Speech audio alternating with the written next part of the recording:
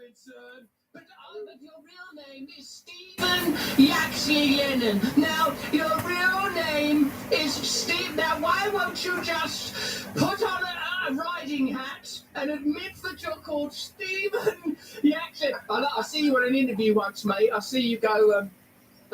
You ate it, didn't you? You ate it, and they do that Tommy Robinson thing, don't you? You ate it. Hey, Phil, good to see you, mate. Interview, then I look on X, Tommy Robinson, lamps a geezer in the underground. No, he started it. What's it like? I'll tell you, I know once you start, you're going to go. So I'm going to get it out of my system. Get it out of my system. I see you on Jordan Peterson. He sent me it. That was so mad, that one. Phil, I like Russel Brand. He's really quick-witted. Okay, so Tammy's brought Tommy on. Okay, so Tammy, tell me, why do you want Tommy, Tammy? Bring us to talk to Tommy, Tammy. Well, I just think he's very important. What's happening? There's you looking all proper wired, all wired up in Stone Island, all Stone Island up. No, because what it is, right? I was in Centre Parks. Just a quiet morning, Phil. It's only 11 a.m. here. I usually finish the stream and go and do all my chores I've got to do at the shops, like the banking and all that. I usually wait till after the stream. I've smashed it. This geezer's life, man. Now, I've been watching you for a long time. I've been watching you longer than, I bet you, like, even when there was stuff going on, I reckon it must be over 10 years ago. Over 10 years ago. Even the stuff where I think he was maybe with Mo Ansar and they were doing that stuff, trying to get working class British people and Muslims to get it on. But ages ago, Tommy, I thought I thought if the Labour Party can't reach the people that this geezer's reaching, there ain't no point having a Labour Party. That's what I thought ages ago, when I still would have been like, I'm not sure about this geezer and all of that, when I would have had a lot of liberal stuff. This is 2 months old and Labour's on the ropes in England now. Thanks, babe. But I've got so much to ask you. I'm not going to talk all the time, but just for the benefit of our audience, for the benefit of the tape, Mr. Yaxley Lennon, I'm not going to call you Tommy Robinson. I won't call you that. For the benefit of the tape, I don't know if you're old enough to get if your early police interviews took that style, mate. That's how when I used to get interviewed as a lad, when I used to get arrested, they had to still say for the benefit of the tape. Now, cameras, we were recording you before you got here. We've been recording you in your car for Panorama. You just got to assume you're being taped the whole time. But what I would say is, I'm from a place called Grays in Essex. You're from Luton. I know Luton. I know people from Luton, and I've listened to what you've said about growing up. And Phil, doesn't he come outside the box? Doesn't he come up with some really interesting stuff? In Luton. So I know where you're from. I know it. And I sort of, to some degree, know what you've been through. But we're from different worlds in another way, because I've been in Hollywood and all of that kind of stuff. I've been sort of liberal and I've been on the left. What I mostly want to, I'm sort of, as you can probably tell, excited to talk to you. But I know, same as you know, there's a lot of people hate me. I know there's a lot of people hate you. So, like, I want to have the conversation that's going to be most valuable. So I'm going to go in on the thing I've thought about most.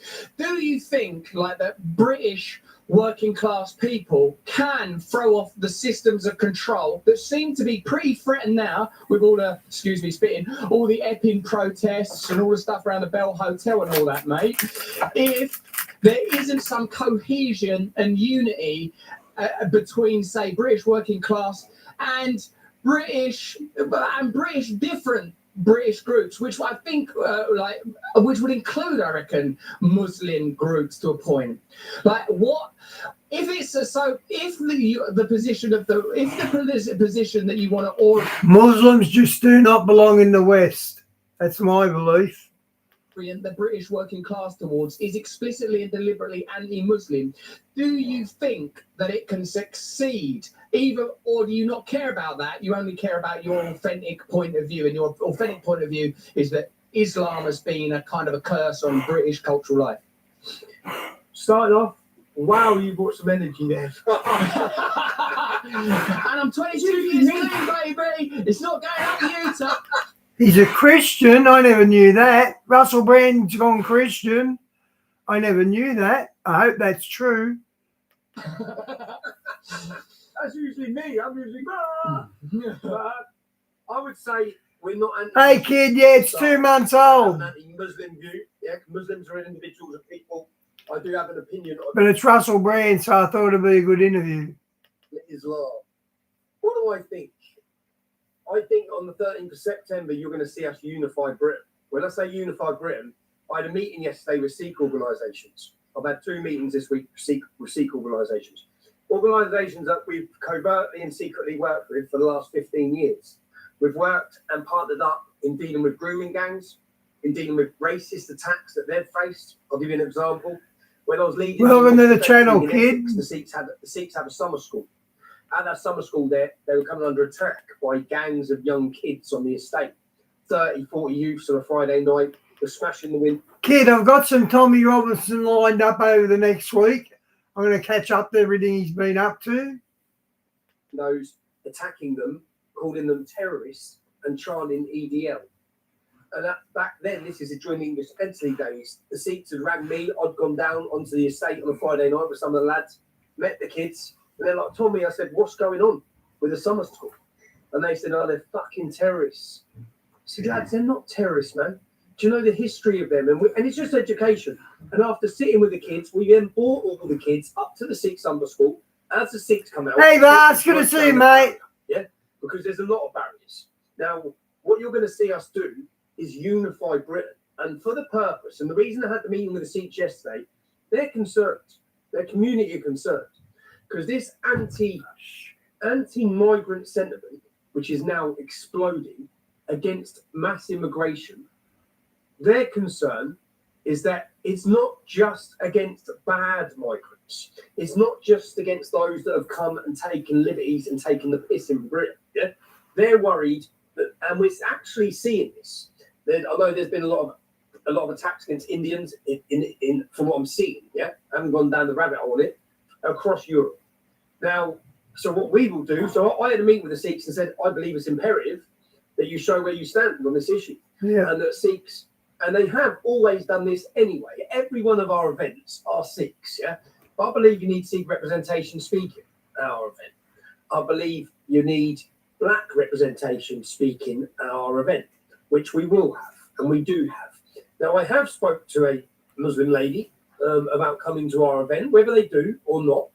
But my issue with Britain and what we want to do, and when you're talking about how people uniting against the control element of the government, the betrayal of the government, I think what we're seeing, I'm excited with what I'm seeing because I've waited 15 years for this, yeah? In the sense that I've been banging my head against the wall sometimes, trying to warn the public about problems that I know are coming, and people didn't want to listen to them or didn't want to accept them because it might burst the bubble of their life. And I could see all this. And it wasn't because I had a crystal ball. It was because I was born in Luton Town. So I'd looked at Luton Town, I'd seen mass immigration. I know, growing up in one of the most diverse towns in Britain, I know what works and what doesn't work. Per se, Christian immigration from any nation works. Yeah, it does.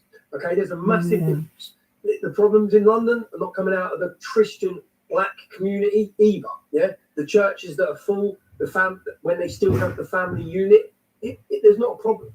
Okay, the problem does come growing up in Luton from Islam, which is what I talk about. And that again, Russell, just to make it clear, because I know some great Muslims who I've grown up with.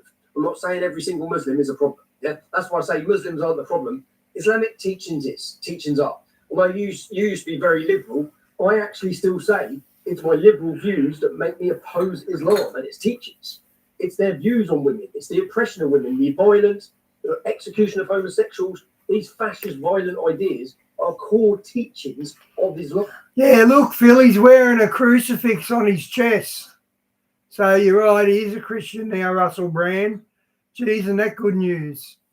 It's not like they are core parts of Islam. But what's currently happening, Russell, across this country is a tidal wave of nationalism and patriotism. Remember, people have been made to feel ashamed of who they are. We've lost our identity, we've lost our culture. And a void has been filled. And that void has been filled because part of the identity and culture we've lost is Christianity. There's been an attack on Christianity, an organised, well-planned attack, and not just on the family. Christianity. And when you have a country that has no belief, which is what we've pretty much become, when you have a country that has no belief, you leave a void. Now that void can be filled by Islam, Marxism, socialism, communism, and all these other ideas become celebrated and pushed. And that's what we've seen. And something, as I talk about a British Revolution brewing, there's also a Christian revival brewing. And I saw on our first event, and the figures of young men attending church show this. The figures, and I saw something which I couldn't explain at the time. Yeah? We held our first event, Russell. I don't know if you know what the plan was behind the United Kingdom. I don't know if you followed it. No. So I sat and watched as our culture's decaying, as free speech is under attack. All of these issues I'm watching, yeah, and we all know it. And we called a meeting, and it was myself. Yeah, welcome to the channel, Kev. Cole Benjamin, Lawrence Fox, Calvin Robinson, Paul Thorpe, lots of alternative journalists, commentators, influencers. We had young TikTokers, boxers, comedians. We held a private meeting for a day. And the idea of the meeting was to bring these people together to decide we don't have to agree on everything, yeah? But what we have to agree on is that Britain's in trouble. We need to make it cool to be British, because it's not at the minute. It's cool to be Islamic, which is why everyone's converting. So we need to make it cool to be British. We need to stand up for certain values and agree on certain values. What can we agree on? Because lots of us won't agree on things. And you don't have to agree with me on Islam. This is about Islam. It's about British culture, British identity, freedom of speech, prevent sexualisation of children, the indoctrination through the education system. So we had a meeting. We had a few days. Do that list again, mate. Do the list, Tommy. Do the list again, mate. Do that little list. King Roberts. Not the people, the principles. The principles. The principles. Oh, the principles. Freedom of speech, against sexualisation of children, against the indoctrination of the education system, with the transgenderism, everything like that. British culture, British identity. So we put together these points, and we were looking at a focus called the Pledge. It was a focus called the Pledge, where we would approach everyone, even like yourself, Russell, yeah, and say to influencers, can we all just agree on these principles? Forget the rest of the bullshit. And anything that opposes these principles, politicians, organisations, groups, we will unite against them. So the idea was, we worked on the brand and the name, Unite in the Kingdom. That's what we want to do. We want to unite the kingdom, and we looked at politics, and I believe that if we change, well, we all said, it wasn't just me. So when you see Unite the Kingdom and you see this event that's coming on Saturday, this was put together by 20 people who spent days together, and then weeks after that, negotiating, coming backwards and forwards on what this movement does and what it stands for. And the idea was that if we change the culture, they just had 400,000 protesters on the weekend, didn't they? Didn't England have 400,000 protesters? I think it did. Sure. Because this is 2 months old. I think that happened a week ago. We changed the politics. Yeah. So we come together. We had the idea of an event. Our first event was on the 1st of June, and 30,000 people turned up. We had a festival. We had free speech. We had music. We had I thought so, Kev. Identity. And what it done for the people that turned up, it gave them something that we've lost in this country. It gave them a sense of identity, belief, but brotherhood and sisterhood. It gave them a community. And people, I saw it with the English Defence League, Russell. The same sort of people that join the English Defence League are the same sort of people that convert to Islam. Yeah, it's the same at the times. It was people searching for something they've lost. So that's what happened. We held the first one. That's my dog coughing, guys. She's got a bad throat. The second one had 100,000 people. We worked with the Metropolitan Police Force with totally 360 the relationship with the police. I believe that we were purposely put against the police, and the police were purposely put against us. The reputation of the Metropolitan Police Force was dragged through the gutter for years due to politicised policing, where they were sent out to smash us, and they purposely allowed, which I've now learned. Remember, I've held 80 national demonstrations. I know how to play it. I know what you have to do to not. So, for example, when you agree a route with a demonstration, if you go off that route, it gives the police the ability to fortify a road and block a road your supporters end up clashing with the police. It takes one truncheon to cause mayhem. Yeah. So that's very easy, and that's been done to us a lot. So the way we work with the police now from the first meetings, and that's why we're seeing the success we're going to see. That's why when we work with the police, we take the hotspots, which I've just done. I've done a route last week with 10 police officers, the public order officers, the senior planners, the gold commanders, and we went with our security, with our stewards. We walked the route and see where can there be a possibility of friction.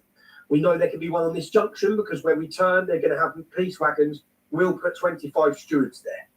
We know there will be one outside Downing Street in case our supporters saw that, and there's police officers there. We'll put 30 stewards and security there. We don't want the police to clash with our supporters. We don't want to see police with riot shields because it provokes. Kev, we had something similar. Cronulla Beach, the lifesavers, the Muslims would show up and pick fights with them, and there'd be like 6 carloads of them against two guys or whatever, and it caused a riot where everyone got sick of it and stood up to them, and it's called the Cronulla riots. That happened in 2005, so we were onto them back then, to be honest. Reaction. So we've worked tirelessly to build a community and to build a safe space because families can come and have their say and send a message to yes, so we 100,000. Then I was put in prison, as you know. Thank you, by the way, Russell, for covering the film that I was in prison for. I'm not. Kid, this is a Christian channel. I play mainly Christian stuff. I'd promote that film because I go back to prison, but I saw that you covered it. I'm grateful because so many didn't, and I think it was an important story, and it showed the corruption of the judiciary and it showed the corruption of the media. Yeah? So, but that's what we've created. And I'm not just saying this, Russ. Keep your eyes, and anyone watching this, keep your eyes on London on the September the 13th. The numbers and the scenes coming out of our capital city are going to shock the world. The entire Western nation, every Western nation have faced the same. It's not a mistake. Our towns and cities are being flooded. I don't blame the migrants. If I could leave England, if we were poverty stricken here, then I could leave and go to another country, get a 4-star hotel, sit there, get paid, get fed, get clothing, get everything, and then wait to bring my family over, I probably would. Yeah. So I don't blame them. But with our establishment are allowing it, it's people trafficking, it's to benefit the corporations, it's to lower wages, it's to cause friction, it's to cause disruption. So we're watching it, and the change that's happened in the last 18 months, I don't think there's probably ever in our generation has going to be a shift in public opinion, emotion, passion, and feeling. Hey James, welcome to the channel. Something huge is happening. There's no question about that. So thank you for explaining. You explained that really well. You said that really well. Thanks, as always. Now, yes. I reckon I want to say this in the beginning so that I've said it because, maybe people will clip it up and that. Like, what I admire about you is your bravery, your authenticity, your willingness to suffer for what you believe in. I agree with them principles I aspire to. They're running out of steam, all the dud politicians, because everyone's waking up to them now. Now, the areas, and because I'm a person that exists in the media, I don't know what judgments I have against you that ain't even fair judgments, because they're judgments that I've had sold to me by media that has a vested interest in you looking a certain way. Because I do know this: show me the man and I'll show you the crime. So if they've got you, a former casual from Luton, they're going to emphasise violence. If they've got me, a womanizer that's gone through Hollywood, they're going to emphasise sex. So I know how it works. But what I pray for in this, and I agree with you, and this is a unique moment, is that love is at the forefront, because Christ is about love above all else. And what concerns me, Kev, Nigeria, he said the cherished Christians, very heartwarming. I was really happy to hear you say that about migrants. Of course migrants will come over if there's an opportunity for them. Why wouldn't they?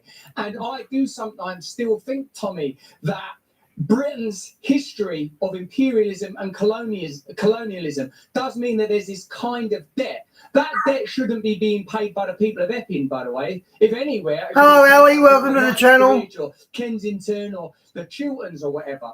But there's a lot of Like, you say, for example, there's one MP, and he was the one that owned them estates. When I got involved with a working class community in East London that were campaigning to keep their flats, he ended up being I think he was called like Richard Bunyan, and he had a massive estate out in Oxfordshire, right, as well as his big houses in London, and his money literally did come from slavery. Like, they still had plantations, like, that weren't run by slaves no more, but out in the West Indies. So I guess what I'm circling is these two ideas. One, I actually do believe in democracy. So whether I agree with it or not, if British people don't want migration, that's the end of the conversation. If in a democracy, if they don't want it, that's the end of it.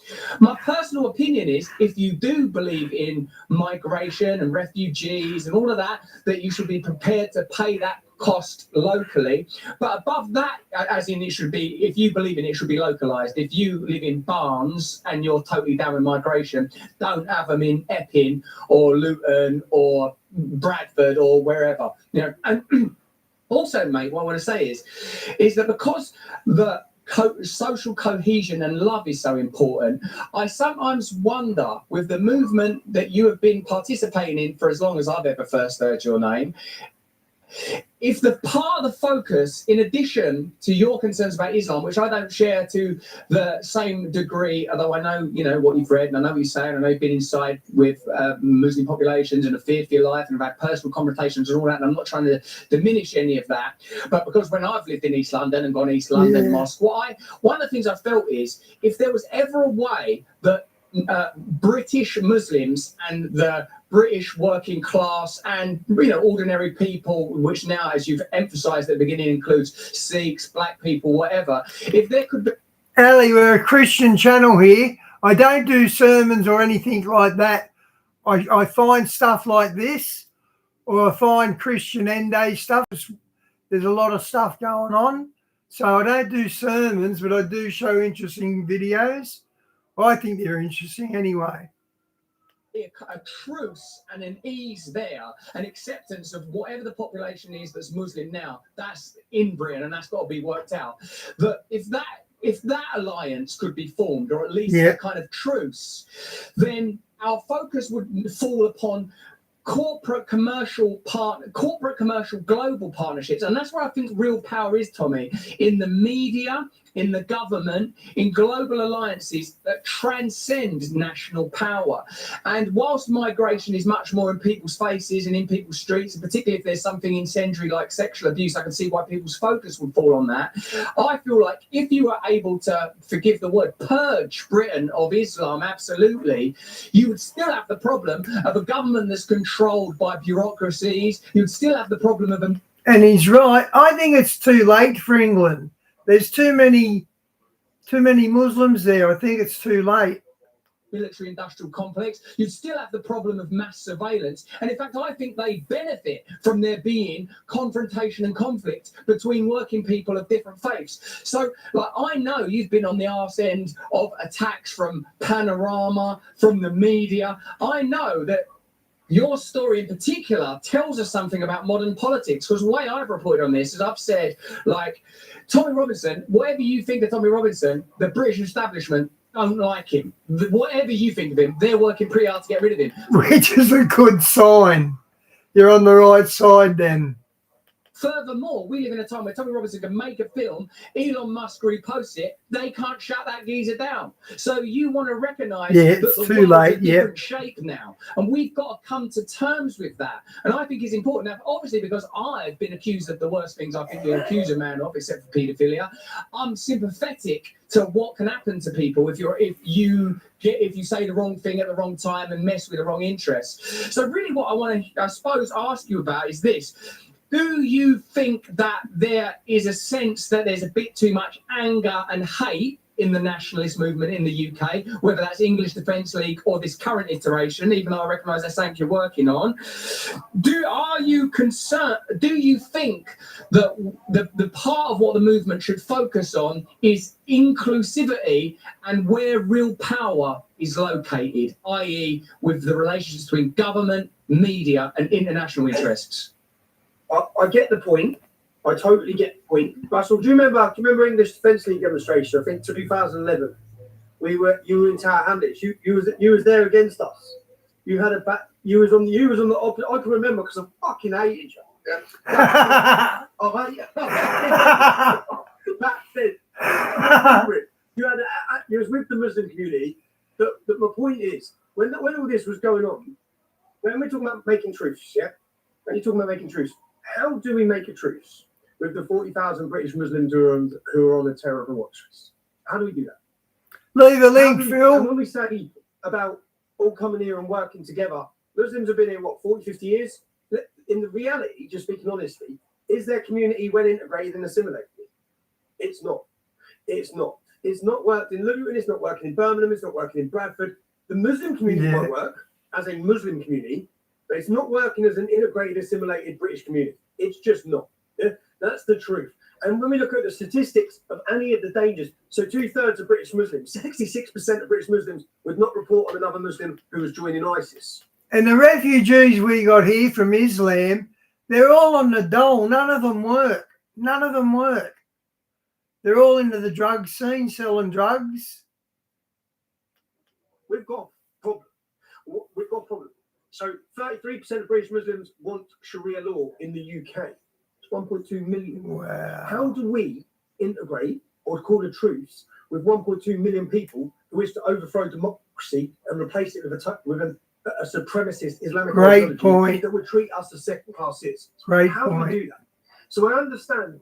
Well, I actually do have an answer to that question, but if you've not finished speaking, carry on, Tommy, because we're doing for a couple of people that can rap it. We're doing a good job of listening, so I'm not going to interrupt you if you've not finished. But yeah, I know that might have been a hypothetical question, but like my answer to that question. Go on, Tommy, go, mate. Go on, give me the answer to that. No, you put the phone. Kev, here's something not many know. The Russian armies, 40% of them are Islamic. 40% of the Russian army is Islamic. Not many realise that. No, you put the phone down first. No, you hang up first. No, you didn't put the phone down either. You didn't put the phone down either. So I didn't know it was going to become a bromance so quickly. This is what I'd say, is if there are 1.2 million Muslims in the UK and those statistics about ISIS and whatnot, what I would say is cool, Kev. Examples use Bradford, Luton, Birmingham. How do you... So that's the sort of stuff I play usually, stuff like that. You grant autonomy and control to those people in those communities without it being disruptive. I would say probably something along the lines of, all right, because part of your film and a lot of your campaigning work is noticing, observing, and journaling the political power that belongs to the members of that community, whether it's mayoralty or councils or even members of parliament, right? So I would say, mate, go, all right, like these areas have essentially become Muslim areas. In these areas, you should be granted autonomy and freedom. Let's hold a referendum on what level of migration British people want. And if it's net zero, then that's the end of that. No more migration to the UK, full stop. And I would say that the answer to the problems you're outlining comes with maximally localizing power, whether that's the people of Epping or the people of Luton or the people of Bradford, acknowledging that we're not gonna, are we, deport 1.2 million Muslims that have been born, bred, grown up, played football with, lived with, got married into. That's that. But if Britain is, and I would say it is, a Christian a Christian country that it should be governed according to Christian principles, and part of Christianity would at least be tolerance and acceptance of other faiths if they're not. And true justice, that comes with Christianity, not Sharia law, true justice. Against us, with that proviso, not against us. So I would say that that's how it's done, with localising power, accepting Bradford's Bradford, Birmingham's Birmingham, East London is East London, Finsbury Park's Finsbury Park. Like, now, how are we going to minimise conflict? Minimise, not maximise. So say, for example, we pick Bradford there. They're Bradford. So 76% of Pakistani Muslims in Bradford marry their cousins, first cousins. So Pakistanis make up 3% of the UK population. They're responsible for 33% of child defects. Do you have any idea what the cost of that is on our economy? Why do they do that? Because Mohammed married his cousin. Yeah, I'm sorry, In Britain, that is not acceptable. And so when we look, if we say localize things, well, when a town becomes Islamic and we allow them to localize, and there's still some non-Muslims there, what are they going to do? Even under democracy, yeah, they'll use democracy to finish democracy. So my point is in London, where London is now 30% English, is that acceptable? Is it acceptable? It's like communism. You let it in, you'll never get rid of it. The whole of the UK to become 30% English and a majority Muslim nation. Is that acceptable? Do you think that's acceptable, Russell? No, I don't. I think that the United Kingdom should be Christian. I think that the whole world should be Christian. I think every individual in the world should be Christian. But as a Christian, I believe in free speech and I believe in the right to choose your faith and find your own way to God.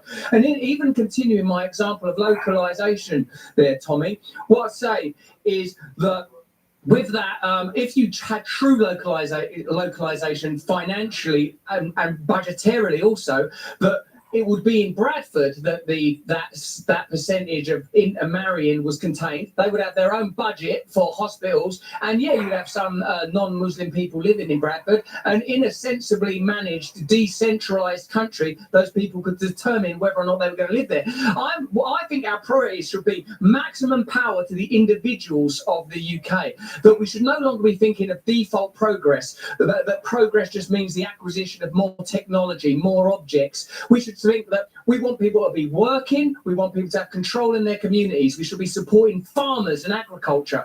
Where possible, people should be eating food that was grown and reared as near as possible to where it's being eaten. Where possible, people should be voting for the control of their own budgets. I'm just saying that we should, at the beginning, at the outset of this, say, there's got to be the alternative to... Hey, Callie, good to see you. Alternative to accepting that there is Britain now has the percentages. Welcome, set to the channel. And the percentages, I respect you for that.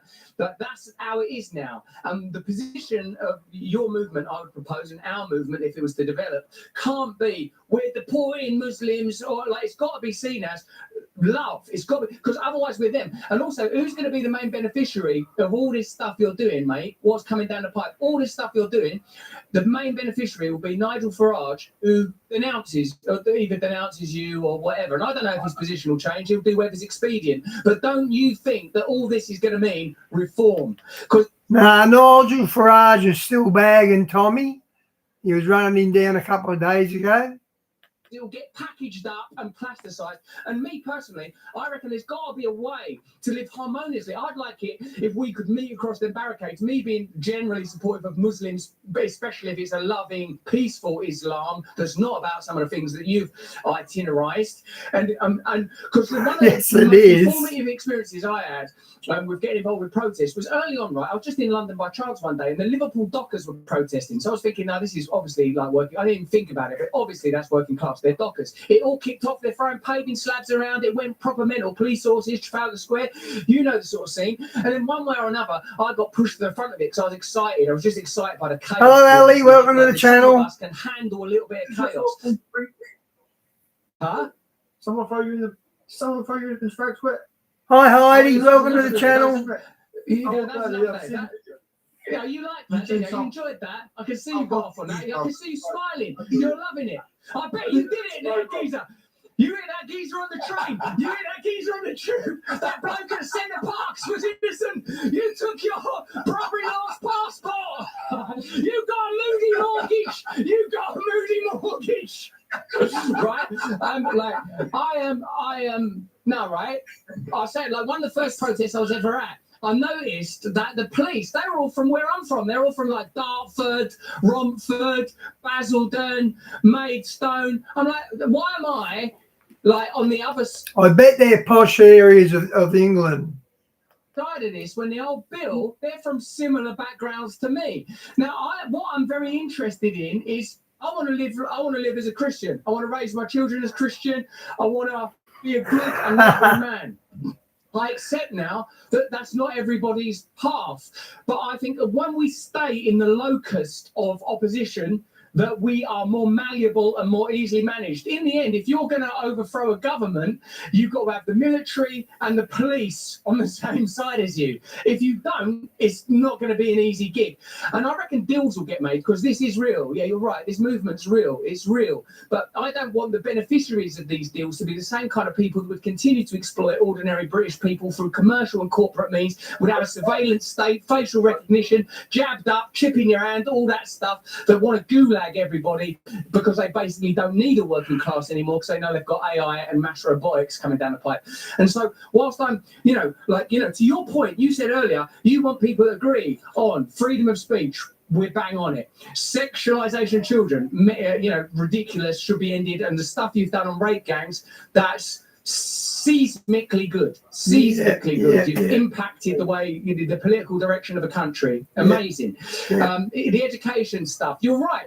But I believe in this. If there is some crazy, let's not even call them crazy. If there's some jurisdiction or region where they're like, we're double liberal, we want to educate our kids to be gay and gender fluid or whatever it is, I go, all right, cool. You run your little world there. Do it. And we're Muslim over here. The majority, particularly if there is some kind of border control and resurgence of patriotism and Christian values, the majority in the UK will ultimately become Christian. More people are becoming Christian. God will take care of it. So I feel like at this grassroots, ground floor level, that the priority has got to be ensure. In Iran, 55,000 mosques have closed in the last few years. That's a lot of mosques, 55,000 of them. That we just in Iran. Don't run on hate, that we don't run on violence, even though I do respect when people are willing to confront, take violence. Hi, Richard. Welcome to the channel. They believe in, because your beliefs are strong enough. And I know that's your position. Yeah, no, Russell, look, I think the utopia idea of all of it is great. It's just not realistic. Like, what's happening to Christians now in Nigeria? They're being massacred, I'm guessing. Yeah. What's happening to them in Afghanistan? What are their rights like in Pakistan? What's it like for Christians in Saudi Arabia? What's it like for them all over when they become a minority? I know what it's like. Now across the whole Islamic world, there's 45 countries that Islam has come as a minority, and then I heard Israel's mean to its Christians too. I don't know how true that is, but I did hear that. End up being a majority. Now, when it becomes a majority, are there any minority rights? There's none. So why do we think it's not a different Islam that's in Britain than the rest of the world? It's the same Islam. Why do we think? And my point is, Russell, I'm not willing to play a game, and I'm not willing to roll a dice or gamble on the future of Great Britain. As we say, England has 1,000 years of Christian history, and in 70 years we've destroyed that. And I think this country looks unrecognisable to so many now in towns and cities. And that right now, the figures are that 5 to 6% of the country is Islamic. What will it look like when it's 25%? Because the demographical change is coming. I don't want, as I said, and with the massive, and I think many Muslims are annoyed with mass immigration. Yeah, the whole freshie thing. There are people that are born here, but I'm just not willing to play a game or take a risk. I just don't think we should. I think we should protect British people first before anyone else. What if all them, see them Afghan Christians that being massacred, or Afghan, or you said at the beginning Zimbabwe? Did you say? No, Nigeria. What if they wanted Nigeria? Excuse me, mate. Not saying that all the African countries are the same, by the way, because I know you'd be into that. You're racist. Now, what if, I'm joking. What if there was a lot of Christian migration to the UK? Like, we're getting persecuted by, all that. What would you say about that? I'd rather help Christian migration, because it would assimilate. But how do we tell? Because all the Muslim migration that comes in now, even terrorists, are pretending to be gay or pretending to be Christian, so they can't be sent back. That's how they're claiming asylum. Again, there's no perfect situation to this. But what I wouldn't do is play a game or gamble with the future of Britain's daughters. And currently, Afghan migrants are 22 times more likely to be convicted of rape than British people. Why are we letting any Afghans in when we know that statistic? Why is there any more Afghans being allowed into Great Britain? Again, they don't have a right to come here.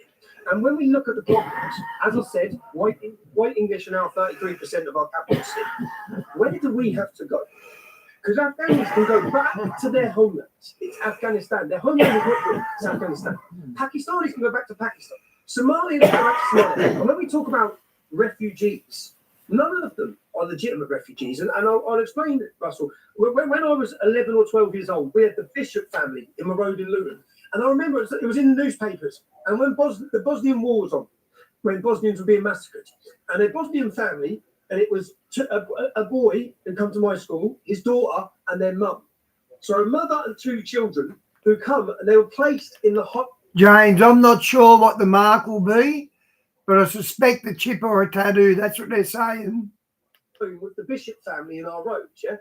Now, you would be proud of our country, because I knew that boy. They were Muslim. His father was murdered, and butchered in the war, in the conflict. They come here on an aeroplane brought into Luton Airport for a refugee program, yeah? So legitimate refugees brought into the UK, a mother, two children. They went to my school. They both grown up into brilliant British citizens, yeah? But that's refugees. This mess that we're seeing now, the hotel's full of young, angry, arrogant, hostile, violent men, 25 sexual assaults against minors. And they are angry. They're really angry people. From men in hotels. 9 British women raped. Hey, Shawnee, good to see you. A terrorist attack by a man in a hotel. That is a whole different ballgame. We're talking about something very different. Do you think if those hotels are full of women and children, there'd be one protest outside? There wouldn't be one protest outside. Yeah? This is people trafficking. It's human trafficking. And they're being brought in to our country, and there's no check. Shawnee, I don't know where Diane is. See, when you pick up, and I can pick up hundreds of cases like this. One case, Bournemouth. So a young migrant comes. He comes to the UK. He says he's 15. Yeah, I agree with He's that. put into a school in Bournemouth. You have to look this case up. He's put into school in Bournemouth. Right? It causes problems at school. He sexually harasses girls at school. When he gets to 19, he stabs a young Royal Marine in the heart and murders him. Yeah, in the town centre. At that point, he's arrested for the murder. Guess what? They find out he's 25, which means when he was brought into the school, he was actually 21. Guess what they then find out? He shot 2 people dead in Serbia with an AK-47. And then, so he shot 2 people dead. He comes through our border. He gets put in the classroom next to one of our daughters. He sexually harasses them, and then he murders a young Englishman. Now, if that was a one-off, it's not. Do you know how many cases? Do you know when the riots went on, Russell, in the UK after Stockport? Do you know they went on in Hull? What they don't tell you is a Muslim migrant left the hotel in Hull and he stabbed an old age British pensioner to death. It's caused people outside the hotel. Look, what they don't tell you is in Yarmouth, they left where people were protesting, migrant left the hotel and raped a woman. What they don't tell you in Tenworth, Mohammed left the hotel and raped a woman. So when people are protesting outside, rather than have the legitimate discussion about why people are angry, what they did is blanketed it, politicised it as far right. So, and that might have worked. They weaponised the judiciary, weaponised the media, weaponised the courts, imprisoned innocent people for words, for all their social media posts. That buried it for a limited time. What you're seeing now is it's rising up again. It's not going to go away. And it's not going to go away because people see. And I understand. And you know, when I meet many left-wing people, and I've got friends who have got left-wing partners, the reason that they have their liberal views and they welcome refugees is because they're lovely, wonderful people. Yeah? But it doesn't work like that. And what should we do first and foremost? Our job as a country is not to help Afghanistan. It's not to help them. It's to protect the people, exactly. First. Yep. And that's it. And my first and foremost, I care about young English children being sexually harassed on their way to school. I don't care about the fucking Somalian in the hotel. I honestly don't. So when I look, and obviously, and this mood of the nation, which has totally changed, if we could just put up a truce, the Muslims would stop raping at an uncontrollable rate. Do you know in 2003, there were 8,000 rapes. 2003, Russell, there was 8,000 rapes. 2023, there were 88,000 rapes. What's changed? I know what's changed. You can do the demographics from Islamic immigration into Sweden and rapes, and there's a graph that correlates. It's the same for Britain. Yeah? There is and when we look at the statistics, in the UK, Muslims make up, as I said, 5 or 6% of the UK population. 84 to 90% of the convictions for gang rape of children is Muslim men. So what if we had these truths? Are they going to stop raping? Are they going to stop being hostile? There's these problems, and I'm not saying all of them, bruv. I'm not saying all of them. But what I'm saying is that this utopia idea, it just doesn't work. It's not there. I'm actually not pursuing utopianism because I think that's a sort of a terrifying idea, actually. But what I believe in is Christ and Christianity. I recognise your anger, and every single one of those examples and stories is appalling in its own way. And as a father of daughters, I couldn't be more sympathetic to your protective instinct. Your desire to fight and protect is extremely admirable. And as someone that's been accused of rape, I'm like, my God, it's so extraordinary that these stories involve the rape of women and the abuse of children, and that the media and judiciary appear in ways that don't quite make sense, appear to be masking and controlling this information and the understandable outrage around it. What I want to get to and understand is the correct, because the fact is, Tommy, at one point you said they weaponise the media and the judiciary. You're right, they do. Now that they, the government, the media, these sets of establishment powers that are beyond the reach of democracy, are in this instance using the issue of migration to create further hostility. And I understand why your focus is on the particular Somalians or particular Muslims that are doing these particular crimes. Why wouldn't they be? Totally makes sense. But what interests, and I'm not saying, by the way, you should focus on the things I'm focused on. You should focus on what you're focused on. I should focus on what I'm focused on. But maybe we can benefit one another, because I think there are a lot of things where we agree with one another. What I'm very focused on is what potential solution there can be. Now, because one thing. Hi, Frank and Barry, welcome to the channel. Right, a lot of them lovely. Hi, Rain Man, welcome to the channel. Partners or whatever. If they're motivated by compassion, that's fantastic. But one of the things that became very, very clear during the COVID pandemic was the people use the idea that they're caring for us or others or a vulnerable minority in order to legitimise further control and authority. It's one of the realisations I had during COVID. I thought, hang on a minute, what do you mean life is sacred, and life is so sacred that if everyone has to get locked in their house and everyone has to take this injection and everyone has to wear this mask and stand 6 feet apart and do as we're told, and they're shutting down all these businesses and all these small businesses are suffering, but great big corporations somehow don't get shut down. If life is so sacred, why are we living the way we are? Why are we tolerating homeless veterans on our street, homeless mentally ill people on our streets, injustice in the prison system, exploitation, deception through media, bad food? Why are we tolerating all that? What became very clear to me in the COVID era, Tommy, is that the idea of care and concern is used to legitimise control and authority. And I'll bet the same thing's happening through this migration issue. Oh, we got to help all these people. And I think that's a ruse, and it's a blag, and it has to be confronted. But say when near the beginning of your last answer, you talked about Pakistan, and I thought, well, look, we're British, and you can't. Pakistan was a Buddhist nation about 30 years ago. Remember they had them giant Buddhas carved into that mountain? They were 40 foot tall, and the Taliban blew them up. It was a Buddhist nation before the Taliban got hold of them.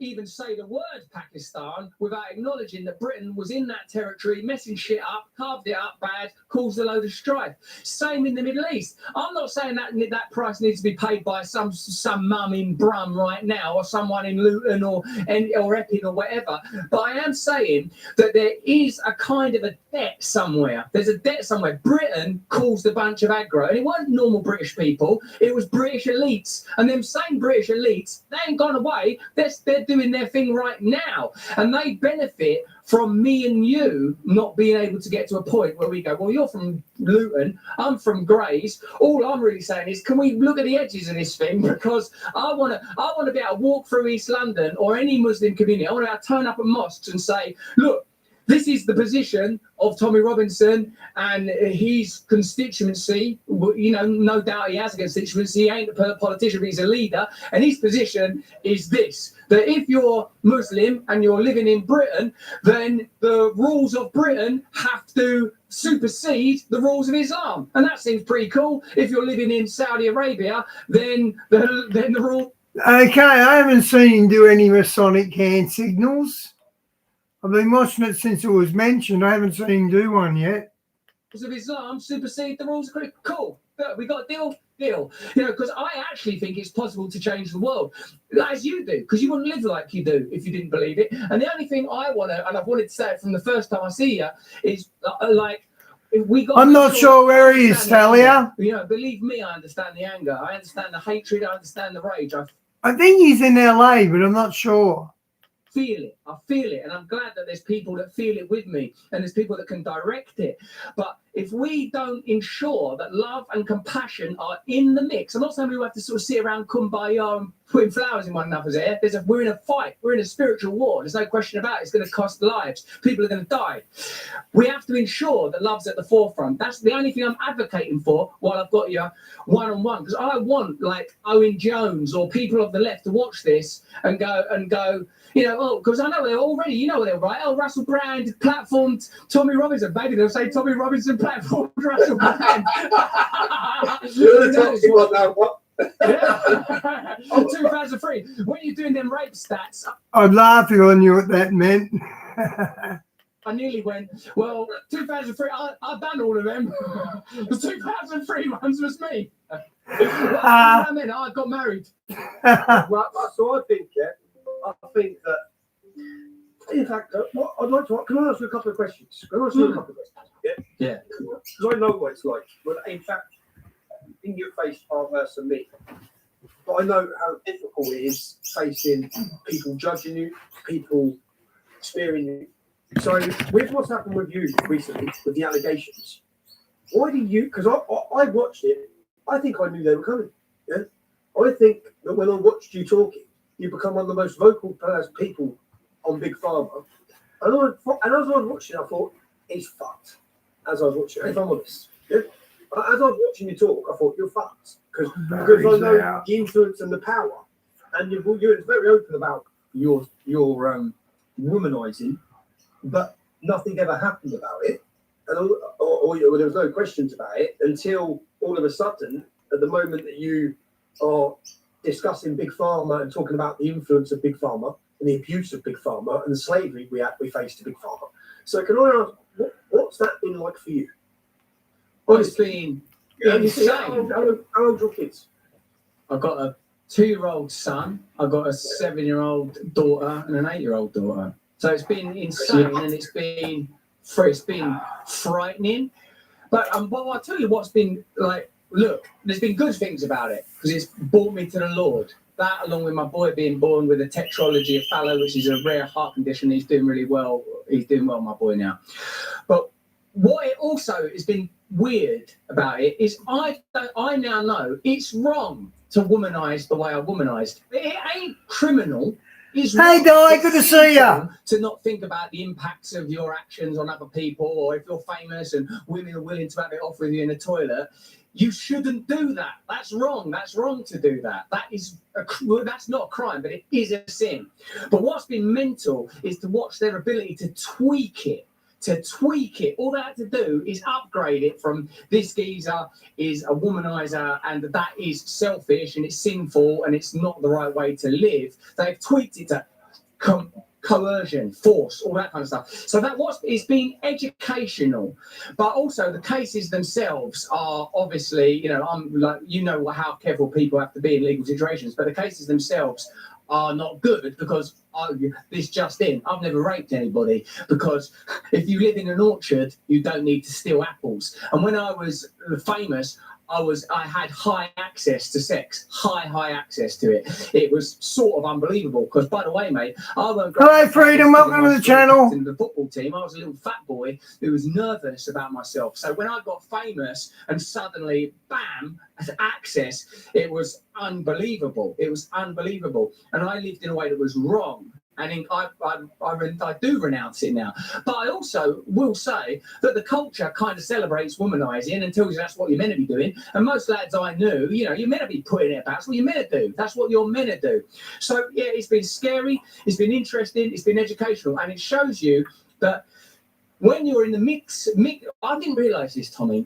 The culture is very powerful, and it just uses people. If what you represent is useful to the culture will just use you. But the first time I started getting heat, mate, was when I go, there's no point voting. If whoever you vote for, you're going to end up with the same political class and the same interests being represented. When I said that, it wasn't the right that attacked me. It was the left. It was the Guardian, the BBC. They went for me hard, man. And I was like, bloody hell. They were patronising, and they were more or less saying, who does this geezer from a normal school in Grays Essex think he is saying this? What I said is, people I grew up with, no one votes because we all recognise it's bollocks. No one's ever voted. No one thinks about it as being relevant because right, and like that.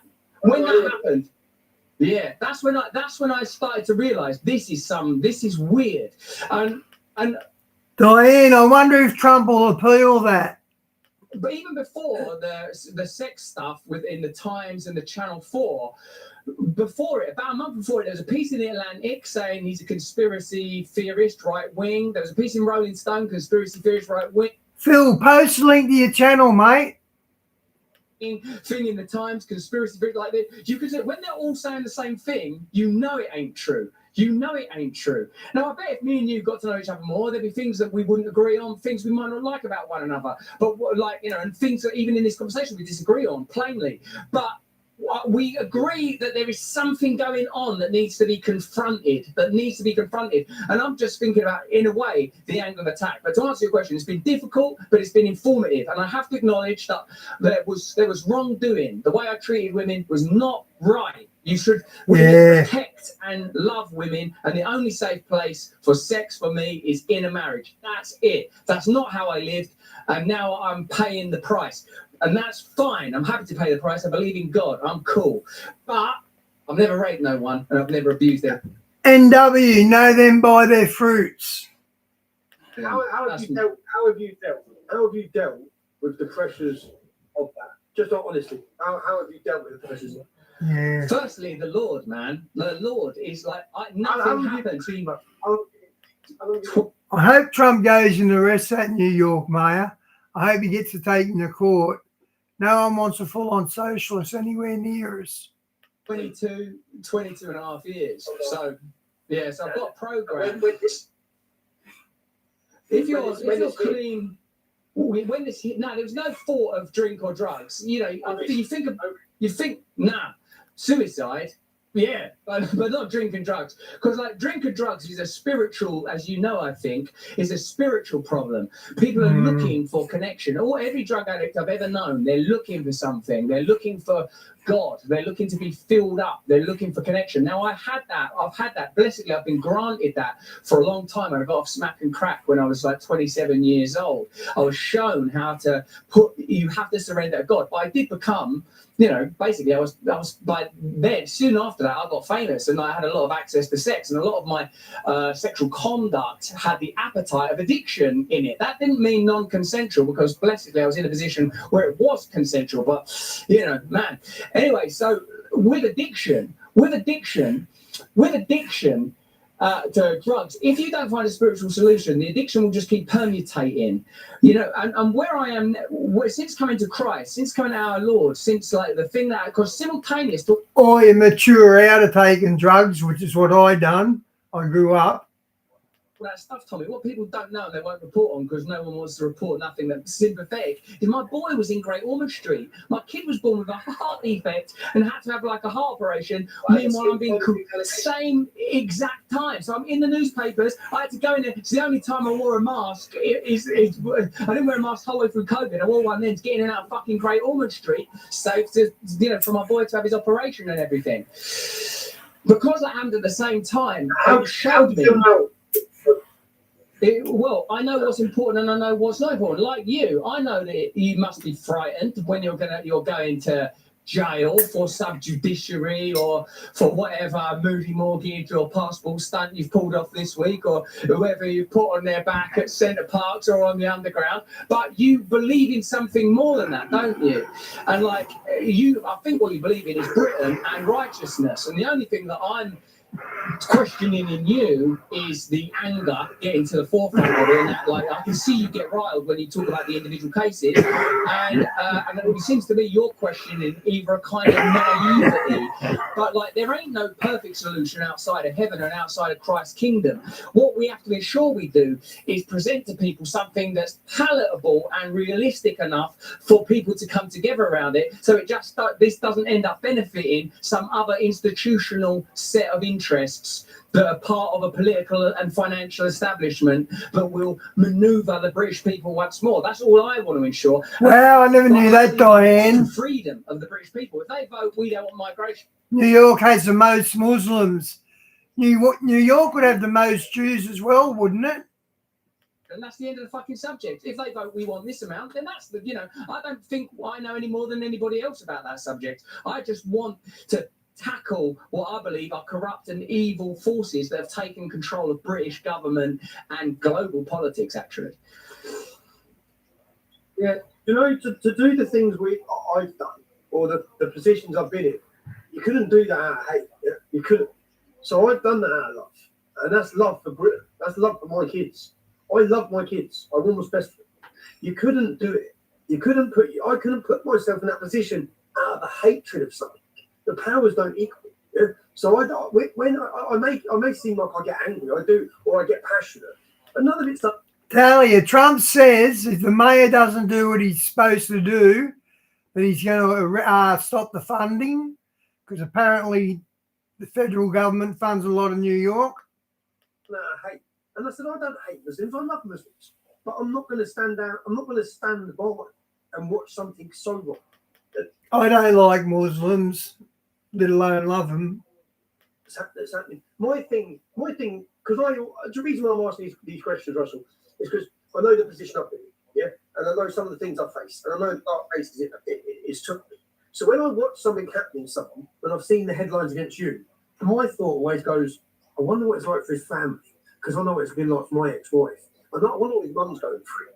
I wonder what. So that this is my this. So and whenever I see it, that's what I think. And I said it to Andrew Tate, because I know Andrew Tate. So Andrew Tate, I look at him and I think, no, bro, you can't be all right.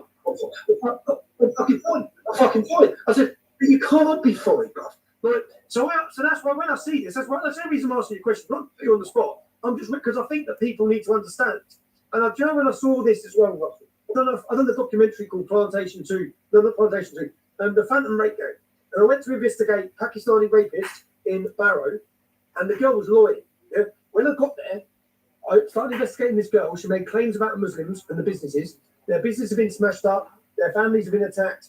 And when I found one lie, I found another lie, and I found a third lie.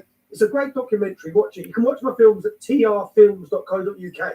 It's called The Phantom Rape Gang, because there wasn't a rape gang. Yeah. So I waited by this Muslim lad's house, and I waited by the back, and he's got a nice green van, and his wife saw me. She said, "What the fuck?" Oh man! And I said, "Look, the Chomo's got an ice cream truck. What a cliche!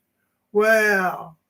I just want to speak to Mo. I want to ask him questions that I think need to be answered, because there were some red flags. So the she's rang him and he's come back. And then he arranged to meet me at his house. And as I've walked in his house, I get called a racist. He gets called a paedophile. Yeah. Two people shout out of different areas. Yeah. And I walk in. And as I walked in, I looked at him. I said, I think I won that one. Yeah. As I sat down with him, his 16-year-old son, his 14-year-old son, and his wife were sat there. Now, bearing in mind, I already know this girl's a liar. I know she's lied about a rape at school. I know she's made allegations against another boy with fabricated evidence. He's been remanded for 6 months. So I know this. Yeah. Which means, and I this gentleman, Mo, I spoke to lots of young girls that worked at his previous business. I've done my homework. I spent loads of time out there. So I had big questions. And I knew that he was being tried by public opinion, as you've been and I've been. Yeah. He's been tried by public opinion. So as I sat in there, I looked at his son. His son's the same age as my son. And I thought, my son's had a difficult time. And my daughter's had a difficult time at school. because their dad's been judged as a racist. When Black Lives Matter went on, my eldest daughter had help. Yeah, had help. Right. So, and then all the same kids that gave her help, that isolated her and had little pops at her, were then around the house 2 years later. And now when I see them, they'll shake my hand and hug me. Do you know what I mean? But so I know what he went through. So as I looked at his young son, I thought, fuck, man. And his son had to leave college because there's not many Muslims in Barrow. And I actually worked to tell the story of these families and clear their name. Yeah. And Mo Rami, his name was. When an MP came out and said, I went up there to stir hate, he came out and made a statement saying the only person that come up here to help me was Tom fucking Roberts. Yeah. But why I'm asking you this is because I saw the damage to Mo and I saw his son. And I just felt, and it was a real light bulb moment for me as I was investigating this thing. I thought, this can't fucking happen. But that's why I want to ask you the question. Even on your mum, because I know my mum, yeah? When these allegations are going on, you say you're wearing a mask. If you were back in the UK now, because of these allegations, how comfortable do you feel walking down the street? You know what it's like, because in some places it just don't stick. What I think is people that didn't like me anyway have now got an upgrade. Instead of saying I don't like him, he's a prick, they can now say he's a rapist. So they got an upgrade on it. But what's amazing is they don't have, this is in fact the point, Tommy, is they don't have the control that they once had. And I think in a way it's a kind of inadvertent consequence of the changes that have happened around technology and media in the last 5 years in particular. Is there used to be a point where centralized media institutions could say, okay, Britain, we're all going to be doing this now. And then everyone just did it. And now they can't. Now it's like they say that pipeline got blown up, Putin blew up his own pipeline, and then minutes later, no, there's no way, that was Navy SEALs and Ukrainian special forces, and like everyone now knows it. Same with you. There will be I'm interested in is there'll be people I reckon that support you that have been into the stuff I've done, particularly around COVID or whatever, and then there's enough people probably that maybe think like me and you is, well, if the same establishment that hates you, hates me, hates Tate, we've all got something. Shawnee, I think there's going to be civil war in America. I completely believe that we need to do, even if Andrew Tate's a Muslim and I'm you probably think a bit like, I don't know, too compassionate or too naive, whatever you think about me when it comes to potential harmony between even the most opposed. I was watching Steve Bannon on YouTube this morning and he's saying Trump's organised for a third term. He's got all the laws in place, so he's going for a third term. That's what he said, and that's Steve Bannon. In ideals, like people will say about you, the racist stuff that that you've already addressed, but the fact is I know, because I now know enough, because I've been through it now, mate. I've been through it as a celebrity. I've been through it with around the New Era state, the no voting, the Andrew Sachs. I now know if the establishment is on you, that person's probably all right. Other than Jimmy Savile, I reckon you can probably rely on that. James, they've tied it in well, haven't they? It's all come to a head all in the same year. Have a medal, come round, have a knighthood. Launch your way through Stoke Mandeville Hospital. Have a corpse, have a 13-year-old, have a Down syndrome kid. Unbelievable. On that, there's a few things I want to follow up on that. So I know what it's like. It's difficult, bloody difficult difficult for my mum. But most people don't believe it no more. And even when you said tried by public opinion, it's not. It's media. Of course, it's people that don't like me, and of course, me and my promiscuity. That was not cool behaviour in terms of damage done. It's not a cool way to live. But it's different from rape. It's different from rape and sexual abuse. Do things that people don't want you to do. Doesn't mean persuade people by being double charming and rich and famous and stuff. That's a different gig, man.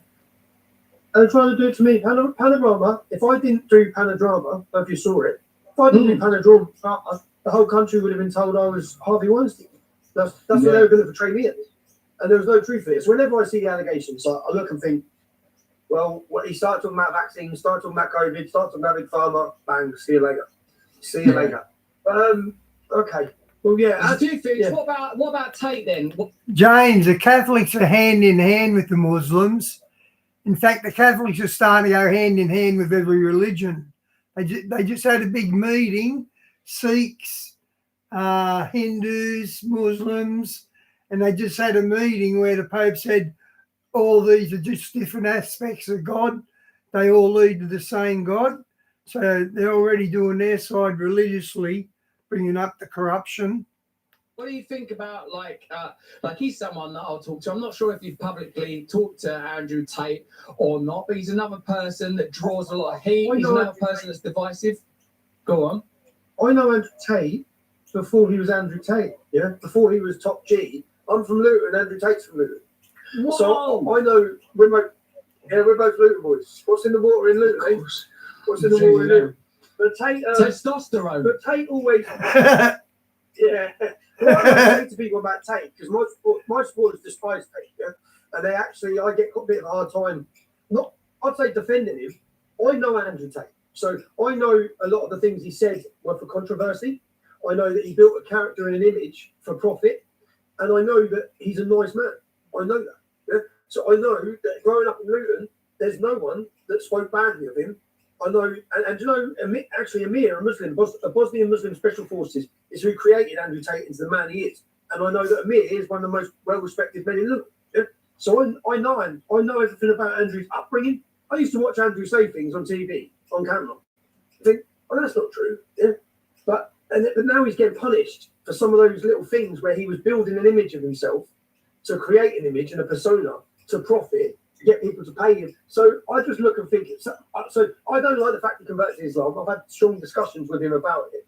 But also, I went to Romania with Andrew Tate in 2017. And we went with another journalist called Lauren Sutton. Yeah? And when we went there, and there was another gentleman who worked for me. Now, in my documentary Panodrama, James, I don't care if they're jihadists or not. I just don't like people from that faith. They're all angry. They're all, I'm just not keen on that faith. I can get on with Sikhs and Hindus. If you watched it, you'll see that Hope Not Hate were blackmailing a journalist who worked for me. Well, that journalist made a statement, a public thing, and the girl only now, she's wrote a book. And in the book, she's wrote an allegation that Andrew Tate raped her when we were there. Now, as I'm reading this, 100%. Yeah, I was in the... Diane, he watched that Wizard of Oz decode and he gave me a good rap, so he got the point. And he said it makes him think, so it makes him think about God. So that was the point of the decode. Hotel next door. So as I come out in the morning, she kisses him on the door. He walks her down with me. So I see her passively kissing him. He walks her down with me to the car. She gets in the car. She's messaged him the whole time. She goes back out to see him. But now, all these years later, she says he strangled her and raped her. Yeah. Now, so I know that's not true because I was there. And it doesn't benefit me to put my neck on the line to have that conversation and discussion because my supporters hate Tate. Yeah, and I actually don't, because of the Islam thing. Tate made some comments again. I don't think he meant them. Yeah, he made comments about Islam. Britain needs to turn Islamic. Yeah, I don't think he believes that at all.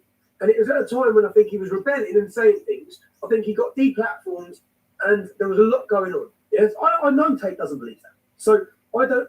But people hate him for the things he said. Some of my supporters. So when I see things that are wrong, I question that. And my mate, do you know Rory Sinnock? Rory's always with Tate. So Rory's my mate, grew up with him. Rory lived with Tate for 2 years. So when all the arrests happened, I rang Rory. So what the fuck is going on, bruv? What's this about? He goes, yeah, it's all bullshit. And he said, I lived there. He goes, that bird. So he's just telling me straight. And I don't know. I can't stand here and say 100% there's not one single part of any allegation. I can't say that. But what I can say is I've seen the lies. And do you know when this girl tells the lies? Do you know who pushed the lies? Hi, Noons. Welcome to the channel. Do you know the organisation, the NGO funded by government, in with all the Marxists funded? Do you know the organisation who said it was their mission to end Andrew Tate? How do you end someone? How do you end Russel Brand? How do you stop anyone listening to Russell Brand talking about big pharma and the corruption and the lies and the blatant criminality that they did during vaccines and COVID? It's the same way they were about to. And if I hadn't seen this myself with Panodrama, If I hadn't seen John Sweeney from the BBC, do you know this? I had a phone call earlier from a Telegraph journalist. It's one of the first journalists that's rang me in years. When I done Panadrama, yeah, when I was first exposed as the leader of the English Defence League, a journalist called Stephen Bird come to my mum's house, and I was wearing a mask and using a fake name. I was shitting myself. Yeah, the journalist turns up to my mum's. My mum says, "Journalist here." Imagine him in a mask to hide himself. Looking for you, English Defence League. I'm like, fuck, they know who I am. Yeah, because no one knew. No, I got away with it for 9 months. No one knew who I was. I was wearing a balaclava giving interviews. No one knew that was Stephen Yaxley Leonard. Yeah. So, but then the Times newspaper. So I went and met this journalist in a pub in Luton, and he said, "Your life changes tomorrow." Stephen Yaxley Leonard. Yaxley, that would be Jewish, wouldn't it? Yeah. I said, "Why?" He said, "You're front page of the Times newspaper. We're unmasking." And then I was like, "Oh man, because if you follow my address and check my name, it brings you to my mum's house." So I had all these fears and worries about attacks against my family. I shit myself, yeah. But I kept in contact with the journalist. Hi Anthony, welcome to the channel, mate. Yeah. So I kept in contact with him over the years. When there was terrorist attacks, I had all the information that they all wanted in Luton because I've been working against the mosque for years. I knew the Muslims, so I kept lots of relationships with them. Then Panadrama tried to set me up. I get covert recordings of John Sweeney, the lead BBC investigative journalist for Panorama. I get covert recordings of him making sexual allegations against me, lying, telling people what to say. I get all these things, yeah? Go and watch the documentary if anyone hasn't watched it. It's the best takedown of the news. I get all this evidence. Panorama then contact me to interview me. They were doing a documentary on me, obviously. When they're doing a documentary on me, I sent a girl undercover into them. And I got her to wear a wire. And I get them all talking, making things up, telling people what to say. So they contact me for an interview. And I say, right, yeah, you have to do it tomorrow in my location. I'll meet you at 2 o'clock at this venue. And I set a screen up on the wall, and I sit down to be interviewed by Panorama. And you've done documentaries before, Russell, yeah? You have the cameraman and the editor. You don't have all the producers. And when they come to me, because this was a takedown, they were going to end it. When they come to sit there, there's about 8 of them, and the producers sat there. So when they asked me the first question, I said, "Can I ask you a question, John? Would you ever tell anyone what to say in an interview? Is that true? If you sat down and said, say this, say this, say this, would you do that, John?" And he said, "No." I said, "Thank you." And then behind me on the wall, I just stared at him. Behind me on the wall was a covert recording of him saying, "Say this about Tommy, say this about Tommy." And his actual words were, "Do we have a deal?" Yeah. So I've got this footage. Now, and at this time, the producers are putting their hands in their heads. I ended it, yeah? But then I ring Stephen Bird, and I say, "Right, mate, I need to see you. I've got gold." Yeah. So I go and meet him. I sit down with him. He listens to all the recordings. I'm playing everything. I've got him on button cam. He's like, "Oh my God, this is fucking huge, Tommy." I said, "I know, mate. This is massive, yeah?" He says, "Right, I'll go see my editors." He meets me the next day. I'm not allowed to run it. I said, "You're not allowed to run it?" "The fuck do you mean? What do you mean you're not allowed?" Excuse my swearing. So I know you've got an American audience. I always get the messages. I said, "You're not allowed to run it." That's not a free press. That's a controlled press. Now, when I put that documentary out, it went to 2 million views in 48 hours, yeah? Hello, bystander. Welcome to the channel. I got then deleted from Facebook, deleted from YouTube in the same week, yeah? I got re-prosecuted by the Attorney General, right, in the same week. Do you know how much, when you watch this film, everyone should watch it, called Panodrama, trfilms.co.uk. When you watch this documentary, and I asked this journalist earlier if he'd watched it, when he rang me up for an interview. I said, "Have you seen my film Panodrama?" He said, "Yeah, I have." So I told him the story I'm telling you now. Yeah. I told him the story. I said, "So you know Stephen Bird?" I said, "Yeah, he's my colleague." I said, "Do you work with him?" Well, you wrote the Tommy Robinson chant. Did you write that? I said, "When I produced, you watched Panodrama, haven't you?" He said, "Yeah." I said, it showed lots of evidence, again, of corruption and unfair, abusive. Wow, that's pretty cool. And he said, "Illegitimate." That's really cool. I said, "Do you know how many journalists in Britain reported from that documentary? I had 2 million views before they cancelled me off everywhere. Not one single journalist in the whole of the UK reported on the biggest expose of the BBC there's ever been. Not one. Not one journalist."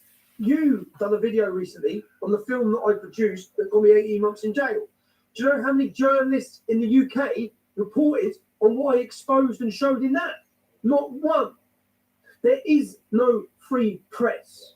There's the controlled establishment media. And what you're right about is when they want to put a target on someone, their power, the monopoly's gone. Yeah? Because people walk down the street and shake my hand, but it hasn't entirely gone. Because some people will still want to attack you as a rapist. And just like the gentleman at St Pancras Station wanted to attack me, I don't blame him for wanting to attack me because he probably thinks I'm Satan. He probably believes I'm a white supremacist. He probably believes I want to deport every migrant or every Muslim, which I don't. Yeah. So the point is, there isn't a free press. I have proved it time and time again with documentaries. I'm just incredibly grateful.